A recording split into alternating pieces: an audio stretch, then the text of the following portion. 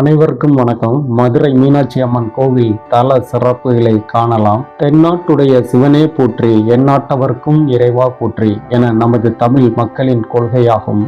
மேல் கூறப்பட்ட வரிகளில் நமது நாட்டின் தென் பகுதியில் வாழ்ந்தவர்களின் இறைவன் சிவபெருமான் என உறுதியாகிறது.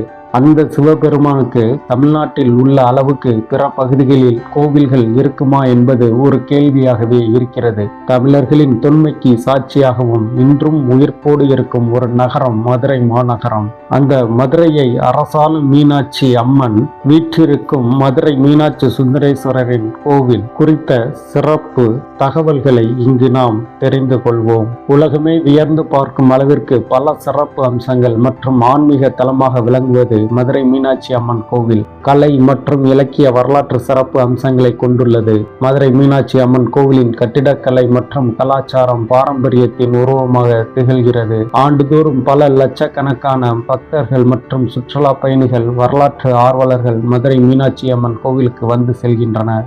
5000 வருடங்களுக்கு மேல் இன்றும் மக்கள் வாழும் உலகின் ஒரு சில நகரங்களில் மதுரை மாநகரம் ஒன்று. மேற்குலக நாட்டின் கலாச்சார மையமாக கிரேக்கத்தின் ஏதென்ஸ் நகரம் போல கிழக்கத்திய நாட்டின் கலாச்சார மையமாக மதுரை மாநகர் இருந்ததால் இதை கிழக்கின் ஏதென்ஸ் நகரம் என அழைக்கின்றனர். மதுரை நகருக்கு ஆலவாய், நான்மாடக்கூடல் போன்ற பல பெயர்கள் இருக்கின்றன. இந்த மிகச்சிறந்த பெருமையை தருவது மதுரை மீனாட்சி சுந்தரேஸ்வரர் திருக்கோயிலாகும். இக்கோயிலின் இறைவனான சிவபெருமான் சொக்கநாதர், சோமசுந்தரர், மீனாட்சி சுந்தரேஸ்வரர் என அழைக்கப்படுகிறார். அம்பாள் மீனாட்சி அங்கேயர்கண்ணி என அழைக்கப்படுகிறார். பார்வதி தேவியின் 51 சக்தி பீடங்களில் ஒன்றானது இக்கோவில். கடம்ப மரங்கள் ஒரு காலத்தில் இங்கு அதிகம் காணப்பட்டதால் மதுரைக்கு கடம்ப வனம் என்கிற ஒரு பெயரும் உண்டு.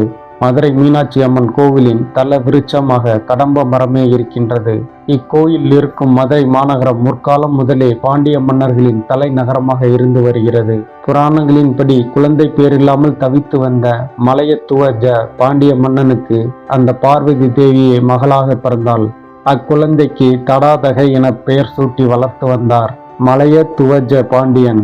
தடாதகை மங்கையாக வளரும் காலத்தில் போர்க்கலைகளை கற்று பல்வேறு நாடுகளின் மீது போர் தொடுத்து அவற்றை வென்றெடுத்தாள். கைலாயத்தில் இருக்கும் சிவபெருமானிடம் போர் புரிய சென்றபோது அவரின் மீது பிரியம் ஏற்பட்டு அவரையே தனது கணவனாக ஏற்க விருப்பம் கொண்டாள். சிவன் பார்வதி திருக்கல்யாணத்தை காண தேவலோகவாசிகள், சித்தர்கள், முனிவர்கள் அனைவரும் கையிலையில் திரண்டனர்.